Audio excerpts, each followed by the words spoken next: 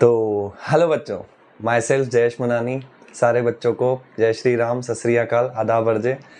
तो जैसा कि हमारा जो लेक्चर था क्लास 10th का लेक्चर नंबर 1 रियल नंबर्स है ना, उसमें हम लोगों ने HCF एंड LCM के बारे में डिस्कस किया एंड उसके ऊपर जो इम्पॉर्टेंट कॉन्सेप्ट्स थे वो भी हमने डिस्कस किए। तो आज हमारा क्लास 10th का रियल नंबर्स का लेक्चर नंबर 2, उसी एक्सरसाइज को हम लोग आगे कंटिन्यूएशन में करेंगे। ठीक है, तो जैसा कि मैं हर बार बोलता हूँ बेटा, आपको कॉपी पेन लेके बैठना है। ऐसे नहीं कि टाइम पास कर रहे हैं मस्त होके बैठे हैं, कॉपी पेन लेके बैठोगे तो समझ में आएगा। ठीक है, चलो तो without wasting the time start करते हैं लेक्चर नंबर 2, है ना। तो उसी एक्सरसाइज को हम लोग आगे कंटिन्यू करते हैं। तो उस एक्सरसाइज का एक क्वेश्चन है बेटा, कैन, इम्पॉर्टेंट क्वेश्चन है, can 6 power n and with digit 0 where n is a natural number, where n is a natural number, where n is a natural number। आपसे पूछा है क्या 6 पावर n 0 डिजिट पे and हो सकता है क्या? ठीक है, n आपका क्या है? Natural number.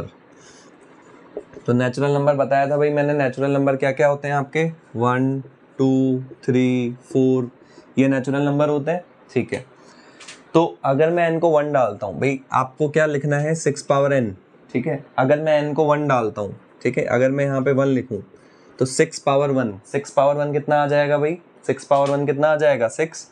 तो यहाँ पे देख एंडिंग डिजिट कितना है, 6। 0 आया क्या? नहीं आया। ठीक है, अच्छा अगर मैं 6 पावर n में n को 2 डालता हूँ, 6 पावर 2 कितना होता है भाई, बोल। 6 पावर 2 कितना होता है, 36 होता है। तो यहाँ पे लास्ट में क्या आया देख, 6 आया। ठीक है, अच्छा अगर मैं n को 3 डालूं तो 6 पावर 3 कितना आएगा, 216। तो यहाँ पे लास्ट में क्या आया, यहाँ भी लास्ट में क्या आया देख, 6 आया। तो 6 की पावर तो कुछ भी लगा, हमेशा लास्ट में क्या आएगा, है ना, हमेशा लास्ट में क्या आएगा, 6 आएगा।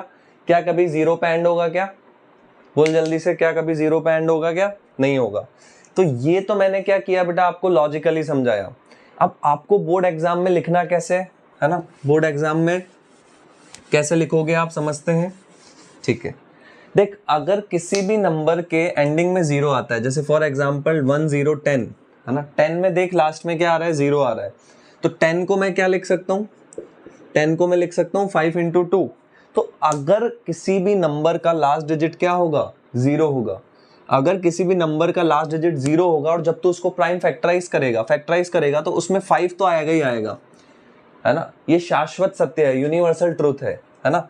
जैसे भाई फॉर एग्जांपल 100, तो 100 को मैं क्या लिख सकता हूँ, 25 × 4 100 होता है। तो 25 क्या हुआ, 5 का स्क्वायर। 4 को क्या लिख सकते हैं हम, 2 का स्क्वायर। तो जैसे 100 का हमने फैक्टराइज किया तो देख इसमें भी 5 आ रहा है, क्योंकि इसमें लास्ट में 0 है। तो इसका मतलब मैं क्या बोल सकता हूँ, अगर किसी नंबर का एंडिंग डिजिट 0 है और उसका तू फैक्टराइज करेगा तो उसमें क्या आएगा, 5 तो आएगा ही आएगा, फिक्स है। ठीक है, 5 उसमें आएगा ही आएगा, है ना। तो देख तेरा नंबर क्या था, 6 पावर n, नंबर क्या था 6 पावर n। तो 6 को मैं क्या लिख सकता हूँ, 6 को मैं लिख सकता हूँ 2 × 3। ठीक है, और 9th क्लास में, है ना, अगर तुम लोगों ने पढ़ी हो तो 9th क्लास में एक प्रॉपर्टी होती है बेटा, a × b पावर n, जिसको हम लोग क्या लिखते हैं, a power n × b power n। ठीक है, तो इस प्रॉपर्टी से 2 × 3 पावर n को मैं क्या लिख सकता हूँ, बोल भाई, 2 पावर n × 3 पावर n लिख सकता हूँ। तो जैसे ही मैंने 6 पावर n का फैक्टराइजेशन किया, क्या मुझे 5 मिला क्या, उसमें नहीं मिला। तो क्या लिखूंगा भाई, देखो बोर्ड का एग्जाम है, नंबर चाहिए तो देखते को थ्योरी लिखनी पड़ेगी, है ना। तो क्या लिखोगे भाई, when we factorize 6 power n, so we are not getting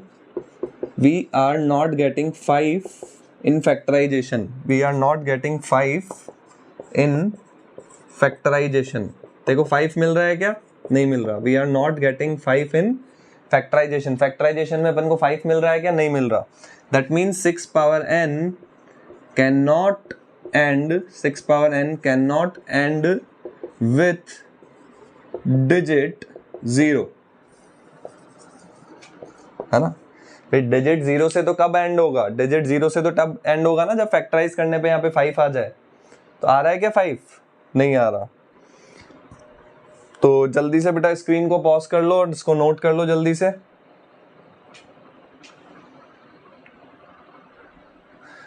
अरे आ रहा है समझ में? जल्दी से नोट करो इसको स्क्रीन पॉज करके। माना कि मुश्किल है सफर पर चलो मुसाफिर, कभी अगर तू रुका तो मंजिल आएगी ना फिर, कदम कदम बढ़ाए जा, रख हौसला कर फैसला, बंदिया रे बंदिया। चलो भाई ठीक है। नेक्स्ट जो इस एक्सरसाइज में कॉन्सेप्ट आता है बेटा, दैट इज कंपोजिट नंबर, है ना। बहुत ही इंपॉर्टेंट है बेटा, कंपोजिट नंबर के ऊपर बोर्ड एग्जाम में क्वेश्चन बनता है। कंपोजिट नंबर, तो कंपोजिट नंबर क्या होता है? ए number which is having factor, a number which is having factor 1 and number itself, 1 and number। अगर किसी नंबर का, देख इसको अपन प्रैक्टिकली समझते हैं, है ना। अगर किसी नंबर का 1 और खुद उस नंबर के अलावा और भी फैक्टर्स हो तो वो नंबर क्या होता है? Composite number. जैसे फॉर एग्जांपल 2 कंपोजिट नंबर है क्या? नहीं, क्योंकि 2 को मैं क्या लिख सकता हूं? 1 into 2। तो 2 का फैक्टर या तो 1 होगा या खुद वो नंबर होगा या खुद 2 होगा, है ना।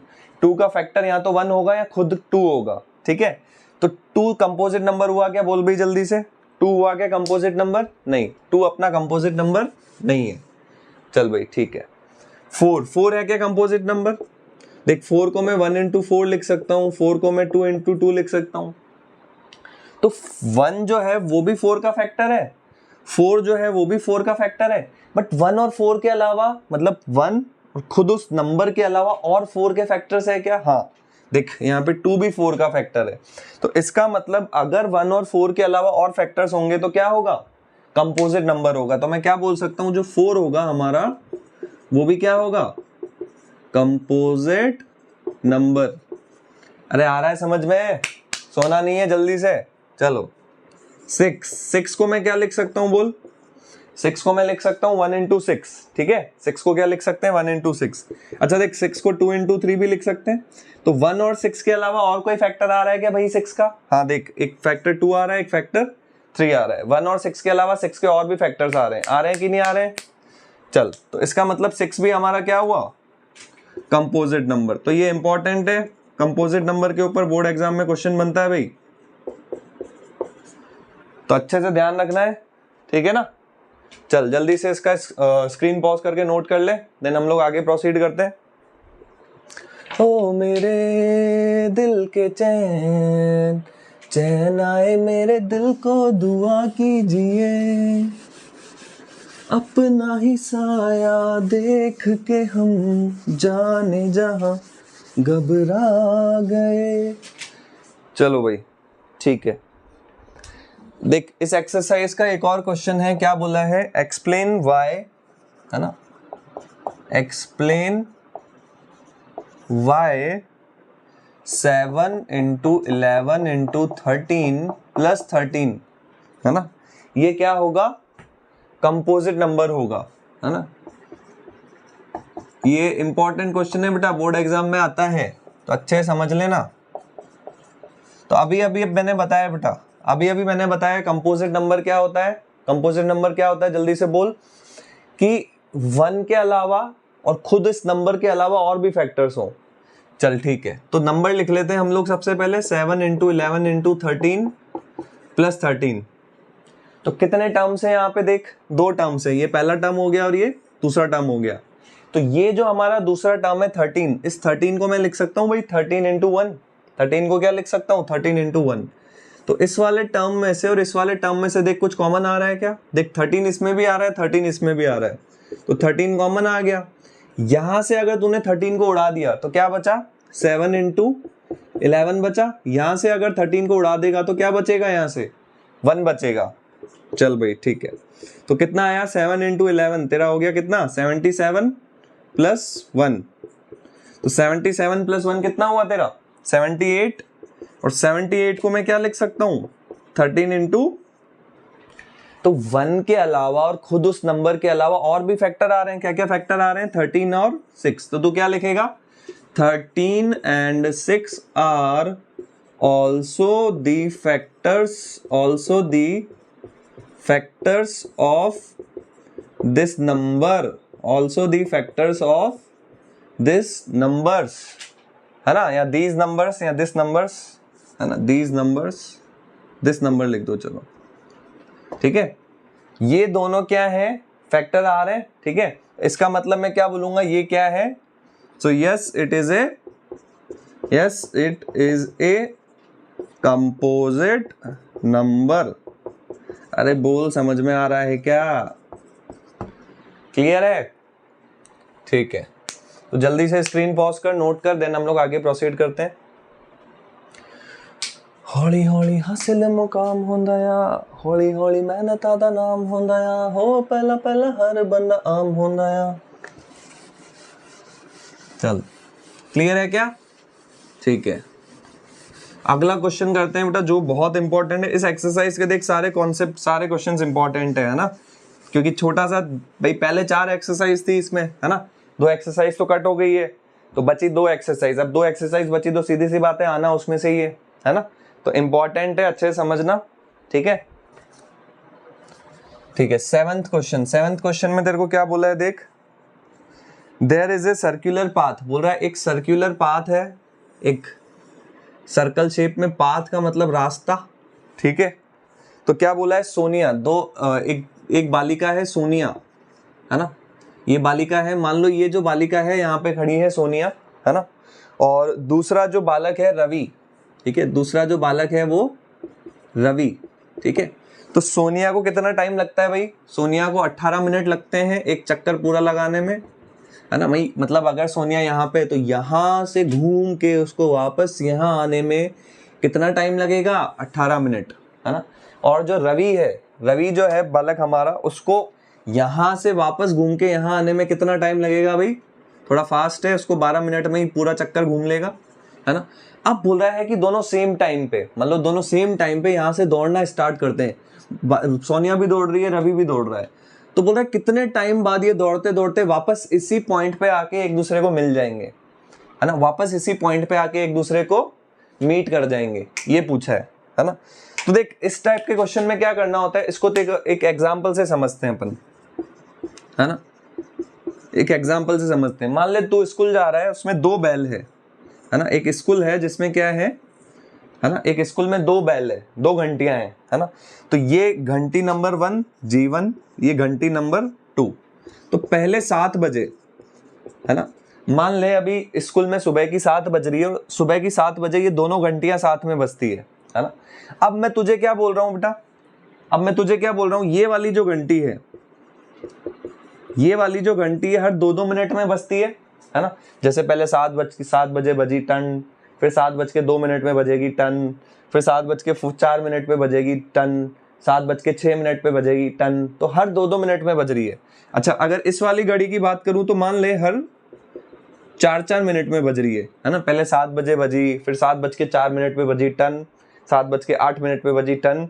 अब मैंने तुमको क्या बोला कि 7 बजे ये दोनों घंटियां साथ में बजी, अब मैं तेरे से पूछ रहा हूं बेटा कितने टाइम बाद ये दोनों घंटियां वापस बजेगी साथ में। तो देख अभी 7 बज रही है, जब घड़ी में 7:02 होगी, है ना, जब घड़ी में क्या होगी 7:02 होगी, तो ये वाली घंटी बजेगी, क्योंकि ये वाली घंटी हर 2-2 मिनट में बजती है, ये वाली घंटी बजेगी क्या, बोल नहीं बजेगी। अच्छा अब 2 मिनट और बीते, 7:04, तो 7:04 पे देख ये वाली घंटी बजेगी, क्योंकि ये तो हर 2-2 मिनट में बज रही है, और ये वाली भी बजेगी, तो ये दोनों घंटियां साथ में कब बचेगी, 7:04 में, मतलब 7 बजे के 4 मिनट बाद। तो देख 2 का और 4 का एलसीएम लूंगा तो 4 ही तो आएगा, 2 और 4 का एलसीएम क्या होगा 4। मतलब इस टाइप के क्वेश्चंस में क्या करना होता है, इस टाइप के क्वेश्चंस में क्या करना होता है, अपन को एलसीएम लेना होता है, ठीक है। चल तो यहां भी वही पूछा था तेरे से, 18 और 12, ठीक है। चलो, तो यहां से पूछा था दोनों वापस कब मिलेंगे, है ना। क्या पूछा था अपन से, आफ्टर हाउ मेनी मिनट्स, है ना, after how many minutes they will meet again, they will meet again, ठीक है क्या। तो एलसीएम लेना पड़ेगा, है ना, किसका, 18 का और 12 का। तो देख 18 को अगर मैं फैक्टराइज करता हूं, है ना, 18 को अगर मैं फैक्टराइज करूं तो कितना आएगा, 2 से जा रहा है, 2 9 जा 18, फिर 3 3 जा 9, 3 3 जा 1, 3 को 3 से डिवाइड किया 1। चल भाई 12 को क्या लिख सकते हैं, 2 से डिवाइड किया कितना, 2 6 जा 12, 6 को 2 से डिवाइड किया 3, 3 को 3 से डिवाइड किया 1। तो 18 को हम लोग क्या लिख सकते हैं, 18 को लिख सकते हैं 2 इंटू 3 इंटू 3, और 12 को हम लोग क्या लिख सकते हैं, 2 इंटू 3। तो देख एक तो इसमें 2 कॉमन आया, है ना।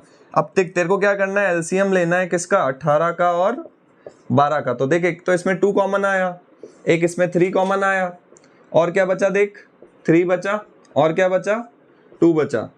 तो 2 इंटू 3 6, इंटू 3 18, इंटू 2 तो 36 मिनट। मतलब अभी अगर मान लो घड़ी में 7 बजी है, 7 बजे दोनों यहाँ पे है, उन्होंने दौड़ना स्टार्ट किया, तो कितने टाइम बाद ये लोग वापस यहीं पे आ जाएंगे, 7:36 बाद, मतलब 7:36 पे दोनों वापस यहाँ पे होंगे। समझ में आया क्या। चल जल्दी से इसका स्क्रीनशॉट ले, नोट कर देना, हम लोग आगे प्रोसीड करते हैं।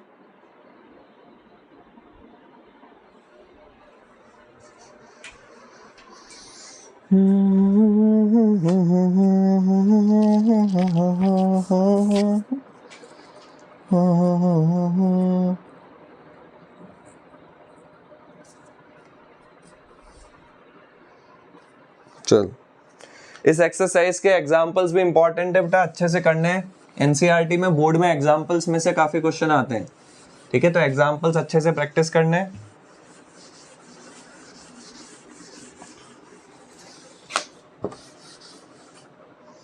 ठीक है,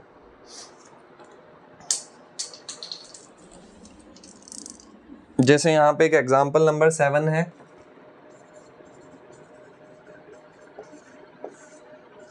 ठीक है। एग्जांपल नंबर 7 में क्या बोल रहा है, HCF निकालना है, HCF निकालना है किसका, 96 और 404 का HCF निकालना है, ठीक है। और बोल रहा है प्राइम फैक्टराइजेशन किसकी हेल्प से निकालना है, by prime factorization, prime factorization की हेल्प से निकालना है, ठीक है। और बोल रहा है हेंस फाइंड देयर एलसीएम। देख यहाँ पे hence find their LCM, LCM भी निकालने को बोल रहा है, मतलब जो कल हम अपन ने प्रॉपर्टी पढ़ी थी, है ना, कल जो अपन ने प्रॉपर्टी पढ़ी थी उससे निकालने को बोल रहा है, मतलब ये, ठीक है। चलो तो सबसे पहले फैक्टराइजेशन करते हैं इसका अपन। चल सबसे पहले यहाँ पे क्या आ रहा है, देख 96 को 2 से डिवाइड कर, कितना आएगा, सबसे पहले 9 है यहाँ पे, तो 2 4 जा 8, तो 9 में से 8 गया तो बचा कितना 1, तो 1 6 मतलब 16, तो 2 8 जा 16, फिर 2 से डिवाइड किया तो 2 2 जा 4, 2 4 जा 8, फिर 2 से डिवाइड किया 2 1 जा 2, 2 2 जा 4, फिर 2 से डिवाइड किया 2 6 जा 12, फिर 2 से डिवाइड किया 2 3 जा 6, फिर 3 से डिवाइड किया 1। चल फिर अगर मैं 404 को फैक्टराइज करता हूं तो 2 से डिवाइड किया कितना आ रहा है, देख 2 2 जा 4, 0 को 2 से डिवाइड करोगे तो 0, और 2 2 जा 4, फिर 2 से डिवाइड किया 2 1 जा 2, 0 को 2 से डिवाइड किया 0, 2 को 2 से डिवाइड किया 1। अब 101 किसी से डिवाइड होगा क्या, नहीं, 101 किसी से डिवाइड नहीं होता, किसी की टेबल में नहीं आता, तो कितना आ जाएगा 1। तो ये हमने क्या कर दिया, फैक्टराइज कर दिया 96 को और 404 को। तो इसका मतलब 96 को हम लोग क्या लिख सकते हैं भाई, बोल 2 इंटू 2 इंटू 2 इंटू 2 इंटू 2, तो 2 5 बार आया, मतलब 2 की पावर 5 इंटू क्या आया यहाँ पे, देख एक 3 बचा। 404 को हम लोग क्या लिख सकते हैं, 2 इंटू 2, बोले तो 2 स्क्वायर, है ना, इंटू 101, 1। तो ये हमने क्या कर दिया, देख फैक्टराइज कर दिया, है ना। इसका स्क्रीनशॉट ले ले, जल्दी से नोट कर ले, देन हम लोग आगे प्रोसीड करते हैं।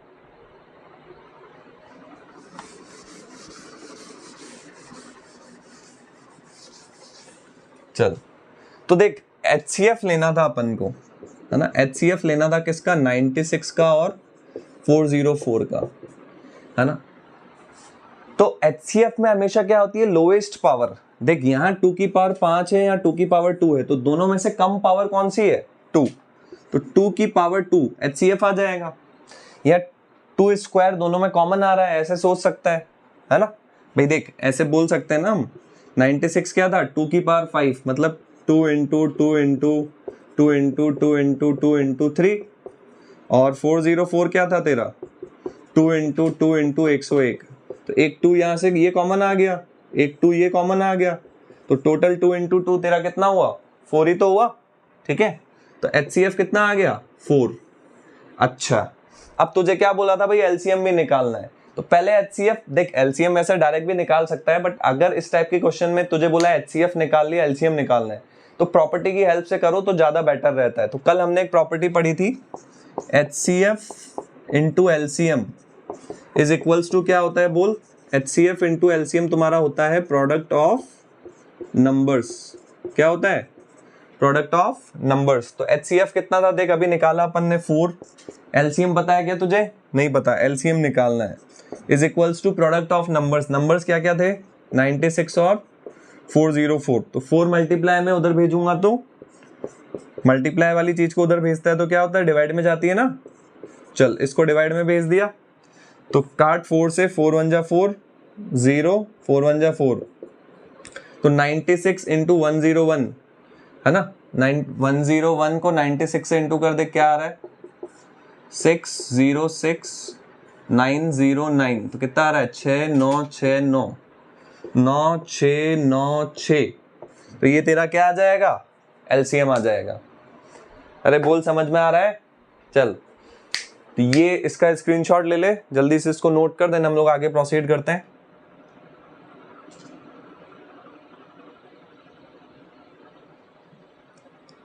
तो और एग्जाम्पल से और क्वेश्चन से, है ना, इस एक्सरसाइज के जो प्रैक्टिस करना है, ठीक है। तो आज के लेक्चर में हम लोग इतना ही कवर कर रहे हैं, क्योंकि अगला जो कॉन्सेप्ट आएगा बहुत इंपॉर्टेंट है, उसके ऊपर बोर्ड एग्जाम में 100% क्वेश्चन बनता है ना। तो वो लोग हम अच्छे मतलब न्यू लेक्चर में स्टार्ट करेंगे वो हम लोग, है ना। तो आज के लेक्चर में हम लोग इतना ही करते हैं, मिलते हैं नेक्स्ट लेक्चर में, तब तक के लिए टाटा बाय बाय।